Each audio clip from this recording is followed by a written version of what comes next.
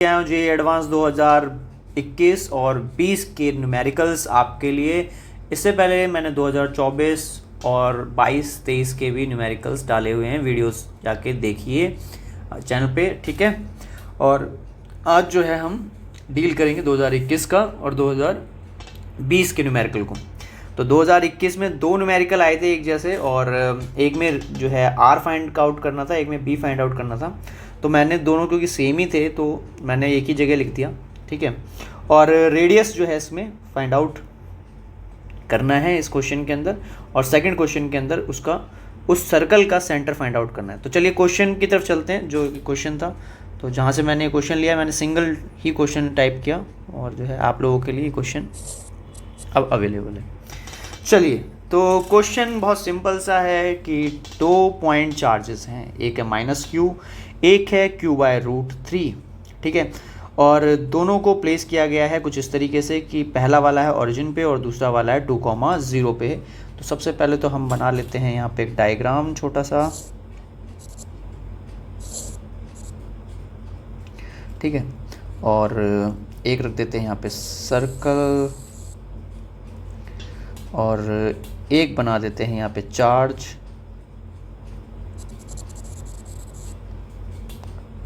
ठीक है।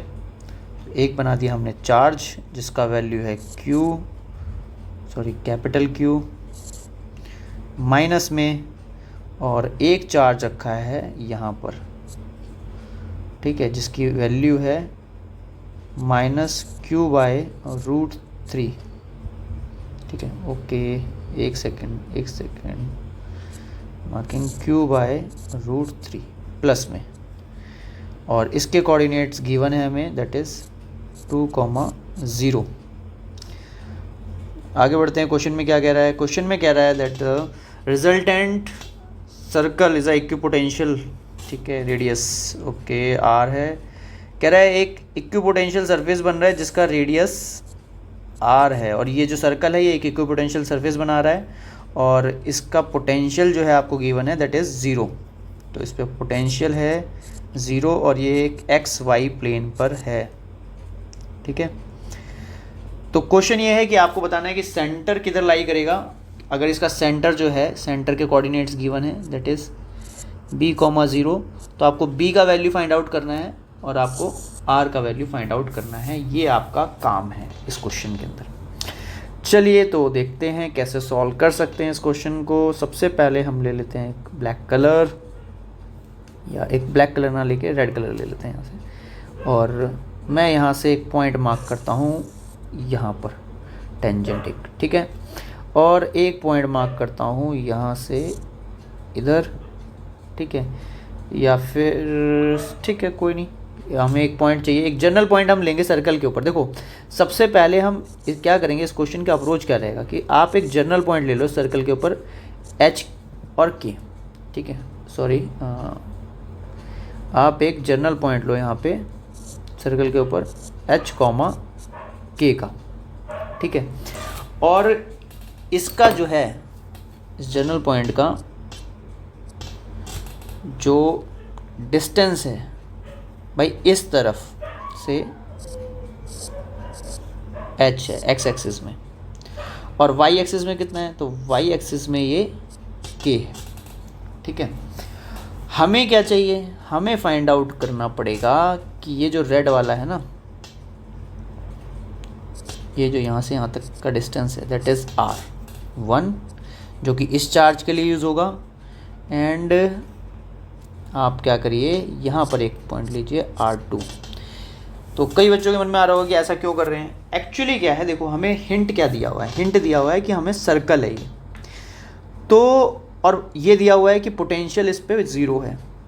तो आप क्या करो, सर्कल पे एक पॉइंट मार्क करो जहाँ पर आप इन दोनों के चलते नेट पोटेंशियल निकाल सको, और उस नेट पोटेंशियल को अगर 0 के इक्वल रख दिया जाए तो एक इक्वेशन बन जाएगी, और उस इक्वेशन से हम आंसर निकाल सकते हैं कि रेडियस क्या होगा और सेंटर क्या होगा, समझे। तो ये जो है लॉजिक रहेगा, इसलिए मैंने यहाँ पर एक पॉइंट मार्क किया ताकि मुझे उस पॉइंट पर ये पता चल जाए भाई कि नेट पोटेंशियल इक्वेशन की फॉर्म में कितना है, और उसको मैं 0 के बराबर रख के अपना आंसर ऑब्टेन कर सकूं। समझे क्लू क्या है यहाँ पे? तो ये क्लू था यहाँ पे।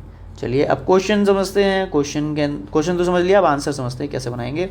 तो सबसे पहले हम क्या करेंगे, पहला वाला पोटेंशियल V1 लेंगे, दैट इज़ KQ अपॉन में R1, ठीक है, और ये माइनस चार्ज। R1 का वैल्यू कितना है, तो K minus KQ by root आप लगाएंगे, क्योंकि R1 कितना है, R1 आपको पाइथागोरस से निकालना पड़ेगा, तो वो है h स्क्वायर इंटू में k स्क्वायर। देखिए R1 कहाँ से मेज़र कर रहे हैं, R1 ऐसे मेज़र कर रहे हैं, ये R1 है, ये आपका k था y कोऑर्डिनेट, और ये आपका s था, इसलिए ये पाइथागोरस लगाएंगे तो ऐसा बनेगा। V2 किधर है, तो V2 है KQ बाय रूट 3, और ये किधर है, ये है R2 डिस्टेंस की दूरी पे। अब जो दूसरा वाला चार्ज है वो R2 की डिस्टेंस की दूरी पे इधर, तो यहाँ से ये कितना हो गया, ये पॉइंट हमें गिवन था 2 है ये, अगर भूले ना हो आप तो वो कह रहा था 2,0 पे चार्ज रखा हुआ है, तो इसका मतलब ये वाला पॉइंट 2 है, ये वाला पॉइंट यहाँ तक h है, तो ये बचा हुआ कितना हो गया h माइनस 2। तो अगर आप R2 निकालने की सोचें तो R2 हो जाएगा under root of h minus 2 का होल स्क्वायर प्लस में k स्क्वायर, ठीक है।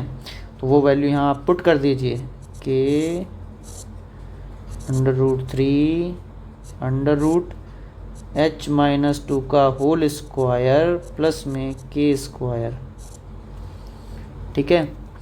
अब इन दोनों का पोटेंशियल, नेट पोटेंशियल 0 है, इसका मतलब ये दोनों आपस में इक्वल हैं, तो आप इसको आपस में इक्वल रख दीजिए।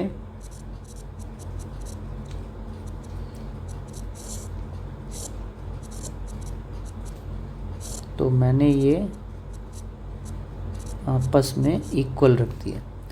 क्या क्या कट सकता है, तो ये कट सकता है, ये कट सकता है, अगर मैं चाहूँ तो पूरा रूट भी कट सकता है, क्योंकि रूट उधर जाएगा स्क्वायर हो जाएगा, और ये पूरा रूट भी कट जाएगा। तो यहाँ से अगर आगे के स्टेप्स लिखूँ तो वो कुछ ऐसे होंगे कि h square plus k square is equal to 3 bracket h minus 2 का whole square plus k square 3 h square plus 4 minus 4 h plus k square, और यहाँ पे h स्क्वायर प्लस में k स्क्वायर,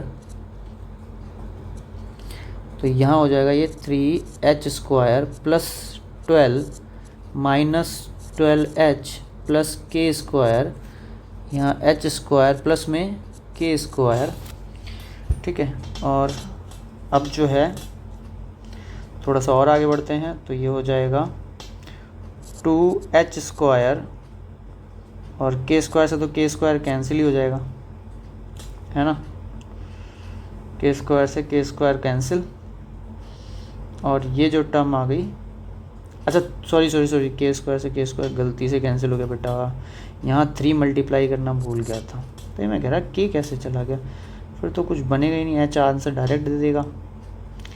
तो हाँ फिर से स्टार्ट करते, इधर गया ये गया, तो ये 2k स्क्वायर, ठीक है, plus 12 minus 12h equal to 0। इसमें से 2 कॉमन ले लेते हैं, तो ये हो गया h square plus k square plus 6 minus 6h equal to 0। अगर मैं h square minus 6h plus 6 को एक साथ लिख लूँ और k स्क्वायर इक्वल टू 0 कर दूँ, हैं, तो ये जो रूट्स बनेंगे ये कुछ ऐसा बन जाएगा कि मैं इसको कैसे लिख सकता हूँ, अब आगे इसके आगे लिख सकते हैं हम, ओके। तो इसके आगे सॉल्यूशन बनाने के लिए आपको या तो रूट्स बनाइए, या एक काम कर सकते हैं कि इसको परफेक्ट स्क्वायर में कन्वर्ट कर सकते हैं बेटा। यहाँ से देखो, अगर मैं इस इक्वेशन के अंदर 3 को ऐड कर दूं और 0 के साथ भी 3 को ऐड कर दूं, तो ये हो जाएगा h square minus 6h plus 9, और ये हो जाएगा k स्क्वायर, और ये हो जाएगा 3, और ये हो जाएगा h माइनस 3 का होल स्क्वायर प्लस के स्क्वायर इक्वल टू 3। करेक्ट। अगर मैं स्टैंडर्ड इक्वेशन से कंपेयर करूँ सर्कल की, तो सर्कल की स्टैंडर्ड इक्वेशन x माइनस 1 का whole square plus y minus y1 का whole square is equals to R square. ये सर्कल की स्टैंडर्ड इक्वेशन है। अगर आप इससे कंपेयर करते हैं तो x1 का वैल्यू आ जाएगा 3, क्योंकि h और k कौन से पॉइंट हैं, x और y के कोई जनरल पॉइंट हमने लिए थे। तो ऑरिजिन कहाँ पे आ गया, x1 आ गया 3 पे और y1 आ गया 0 पे और r आ गया √3। तो जो कोऑर्डिनेट थे वो हो गया 3,0 और रेडियस हो गया √3, मतलब b का वैल्यू तो हो गया 3। अब यहाँ पे देखिए ये दो चीज़ें पूछी थी आपसे, तो रेडियस तो हो गया √3 और b का वैल्यू हो गया आपका 3।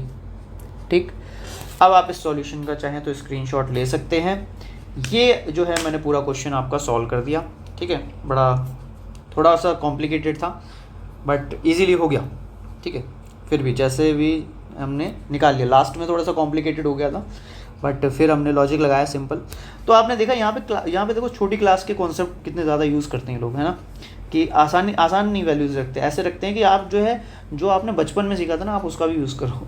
ठीक, तो स्टार्टिंग बहुत आसान थी बट एंडिंग जो है उसमें आपको क्लास 9-10 के बेसिक कंसेप्ट का इस्तेमाल करना था। चलिए नेक्स्ट क्वेश्चन की तरफ चलते हैं। वो भी बहुत शानदार क्वेश्चन आया हुआ है। नेक्स्ट क्वेश्चन जो है ये क्वेश्चन आपका 2020 का क्वेश्चन है, 2020 का ये क्वेश्चन था। इस क्वेश्चन में ये पूछा गया था बेटा कि ये बताओ एक सर्कुलर डिस्क है जिसका रेडियस जो है कैपिटल R है। ठीक है, एक सर्कुलर डिस्क जिसका रेडियस कैपिटल R और सरफेस चार्ज डेंसिटी जिसकी गिवन है हमें, नहीं सरफेस चार्ज, हाँ सरफेस चार्ज डेंसिटी है, सरफेस चार्ज डेंसिटी गिवन है हमें। ओके, तो ये हमें सरफेस चार्ज डेंसिटी गिवन है जिसमें सिग्मा नॉट कांस्टेंट है, R जो है वो डिस्टेंस है from the centre of the disc. मतलब कि अगर आपके पास एक डिस्क है, ठीक है, ये क्या हो गया, अच्छा ये क्वेश्चन ऊपर शिफ्ट हो गया मेरी इमेजेस की वजह से। एक सेकंड देना भाई, मैं इसको नीचे कर दूं, मेरा क्वेश्चन जो है तो अपनी पोजीशन पे आ जाएगा वापस। ठीक है, तो ये था। तो ये जो डिस्क है, इस डिस्क का रेडियस कैपिटल R है।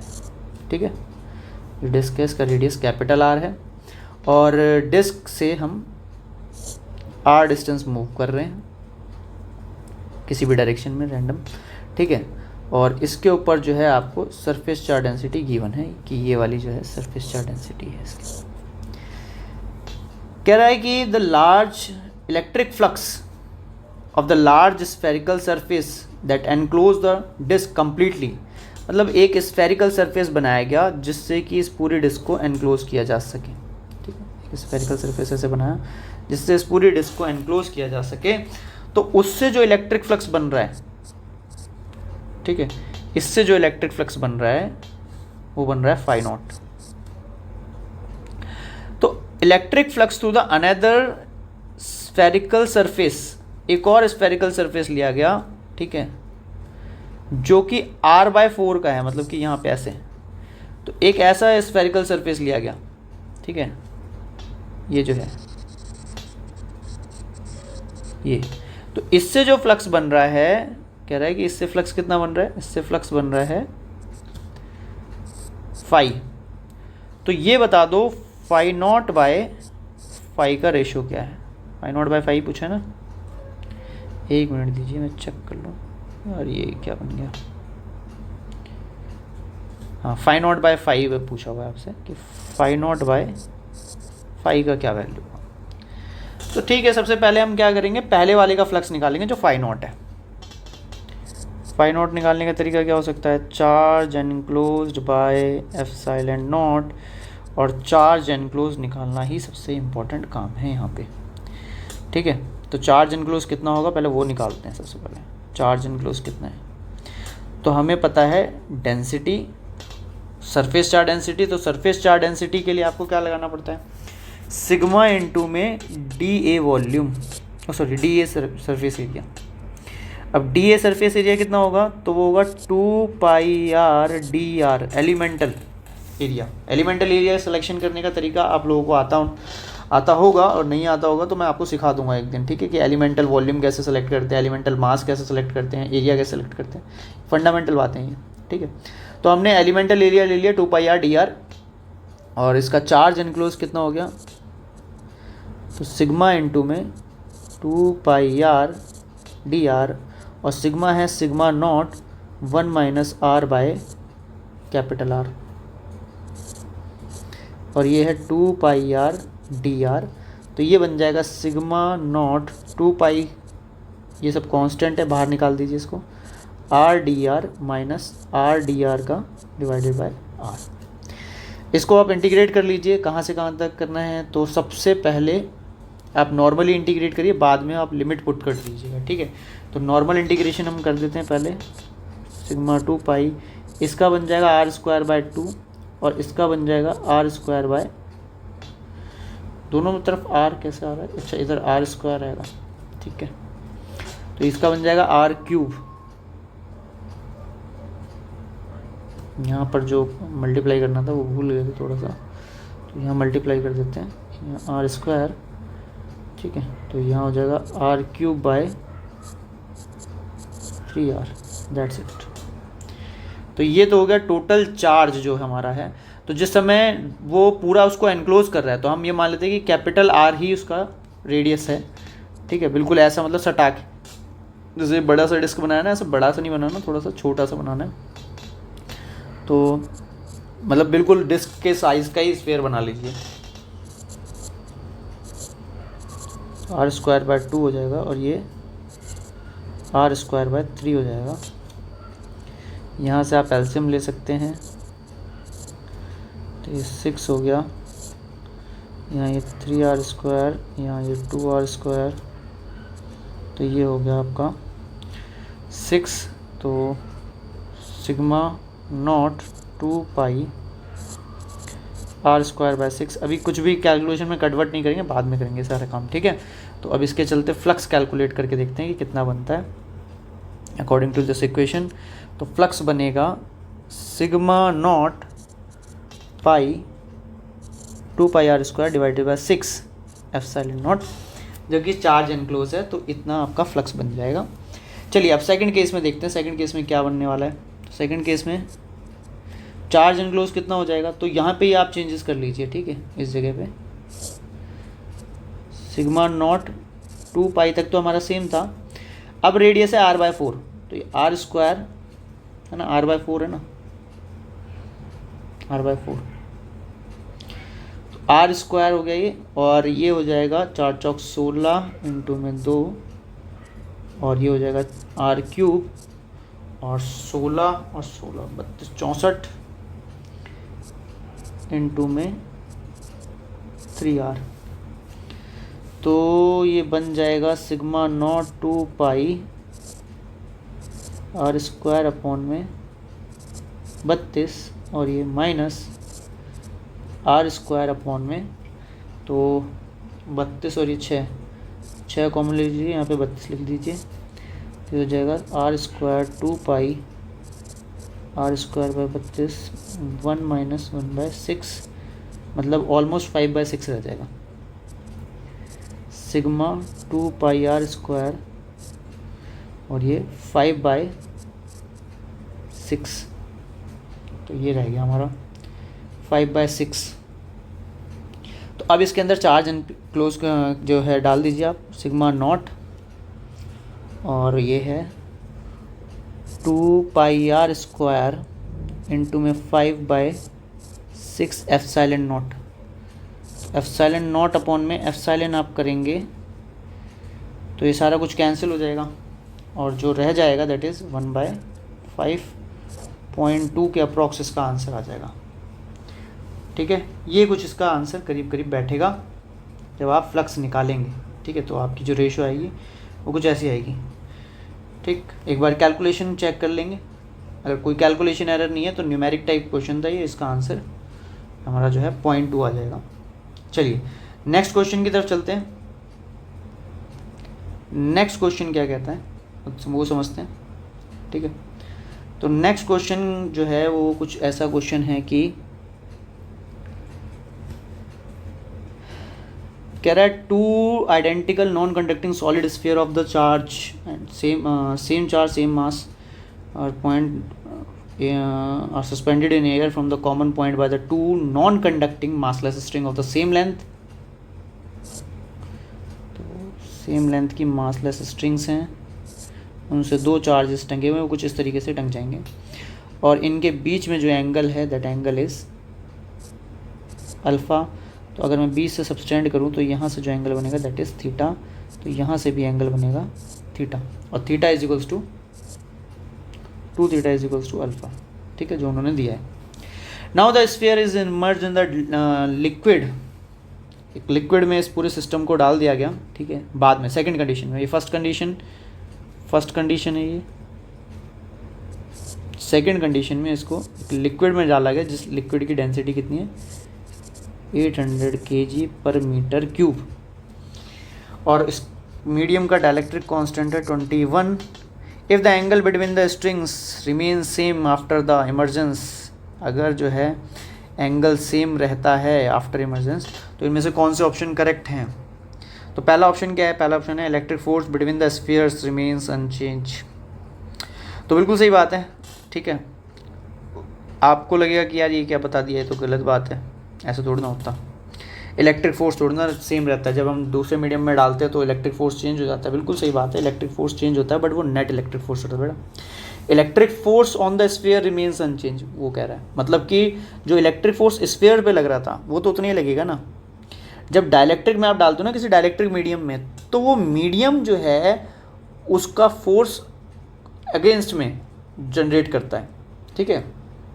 जैसे मान लीजिए एक यहाँ पे एग्जांपल देता हूँ कि ये इसको F फोर्स से इधर ले जा रहा है, तो जब डाइलेक्ट्रिक मीडियम में डालते हो तो डाइलेक्ट्रिक मीडियम खुद भी इधर फोर्स लगाता है इस डायरेक्शन में, जिसकी वजह से टोटल फोर्स कम हो जाता है। तो अगर आप थ्योरेटिकल बात करोगे ना, ठीक है, और बहुत प्रिसाइज वे में बात करोगे तो आपको आंसर मिलेगा कि हाँ भाई ये वाला जो ऑप्शन है ये करेक्ट है कि electric force between the sphere remains unchanged and electric force between the sphere is reduce, ये स्टेटमेंट इनकरेक्ट है।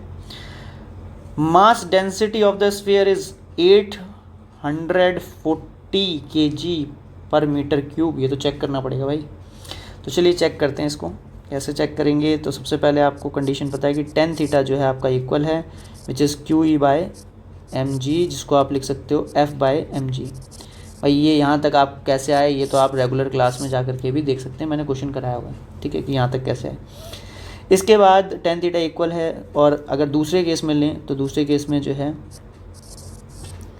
फोर्स लग रहा है F/k, क्योंकि फोर्स डाइलेक्ट्रिक से डिवाइड हो जाएगा तो नेट फोर्स जो होगा वो F/k होगा इलेक्ट्रोस्टैटिक फोर्स, और जो वेट फोर्स है नया वो भी mg नहीं होगा, वो mg माइनस में जो उसकी डेंसिटी है फ्लूइड की ρVg, उससे आपको, क्योंकि बाइंड फोर्स प्रोवाइड करेगा ना, वो कुछ ऐसा होगा जैसे ही आप इसको फ्लूइड में रखेंगे तो ये फ्लूइड एक ऊपर की तरफ फोर्स लगाएगा, बाइंड फोर्स, जो फ्लूइड की डेंसिटी है इनटू में Vg, V क्या है वॉल्यूम ऑफ द स्फीयर, और ये अपना वेट फोर्स लगा रहा होगा नीचे mg। तो इसलिए जब दूसरे मीडियम में जाएगा तो आपको वेट फोर्स भी चेंज करना पड़ेगा और इलेक्ट्रोस्टैटिक फोर्स भी चेंज करना पड़ेगा, बट एंगल चेंज नहीं है, इसलिए दोनों एक साथ इक्वेट कर सकते हो। अब बात करते हैं कि यहाँ पर वैल्यू क्या पुट करें, तो यहाँ डाल दीजिए ρVg, यहाँ डाल दीजिए F/k, और यहाँ पे भी डाल दीजिए ρVg माइनस सिग्मा Vg। तो ये सब कुछ F से F कैंसिल हो जाएगा, रो से रो तो नहीं कैंसिल होगा, V और G भी कॉमन है तो V और G भी कॉमन है, कैंसिल कर दीजिए। तो जो बचा है that is K equal to rho minus sigma, ठीक है, सॉरी ये रो माइनस सिग्मा। तो रो का वैल्यू तो हमें पता नहीं है, वो तो हम बताएंगे क्योंकि डेंसिटी ऑफ द मटेरियल पूछी हुई है आपसे। फ्लूइड की डेंसिटी आपको पता है 800 है और डाइलेक्ट्रिक कांस्टेंट की वैल्यू 21 है, सॉरी 21 है, ठीक है। तो 21 इंटू में 21 रो, और ये हो जाएगा 8 और ये 16 00, ठीक है, 8 और 16 करेक्ट है। इसको इस तरफ लाएंगे, इसको उस तरफ लाएंगे, तो ये 20 रो हो जाएगा और ये 16 8880, इसको कैंसिल करेंगे, 1 0 से 1 0 गया, 16 का हो गया 8 और ये 40। करेक्ट है भाई, ये ऑप्शन करेक्ट है, ये वाला ऑप्शन करेक्ट है भाई। ठीक है, तो आपने ये वाला ऑप्शन करेक्ट कर दिया। अभी आगे बढ़ते हैं थोड़ा सा और। नेक्स्ट क्या है, तो मल्टीपल चॉइस करेक्ट है इसमें, तो पहला करेक्ट है और दूसरा करेक्ट नहीं है, तीसरा करेक्ट है। चौथा करेक्ट है कि नहीं है चेक कर लेते हैं। Tension in the string holding the sphere remains unchanged, क्या टेंशन अनचेंज है? तो भाई ऐसा कैसे हो सकता है, आप खुद सोचो ना यार। पहले जो यहाँ पे टी कॉस थी, ये देखो ये टेंशन लग रही है यहाँ पे, तो टेंशन का ये हो गया टी साइन थीटा, ये हो गया टी कॉस थीटा। पहले जो टी कॉस थीटा फेस कर रहा था वो एम जी को फेस कर रहा था, बट अब जो है वो M G minus sigma V G को भी फेस कर रहा है। तो टेंशन जो है अब इतनी हो गई है। दूसरा, यहाँ जो इलेक्ट्रोस्टैटिक फोर्स लग रहा था उस पहले क्यू ई लग रहा था, बट अब जो है क्यू ई नहीं लग रहा है। अब कितना लग रहा है, क्यू ई मतलब एफ़, तो पहले एफ़ लग रहा था तो अभी एफ़ बाई के लग रहा है। तो जब ये वाला कंपोनेंट भी चेंज हो गया, ये वाला कंपोनेंट भी चेंज हो गया, तो इसका रिजल्ट तो चेंज होना ही होना है ना। तो मैं डायरेक्टली कह सकता हूँ कि ये स्टेटमेंट करेक्ट है। चलिए, तो ये वाला क्वेश्चन भी हमारा हो गया।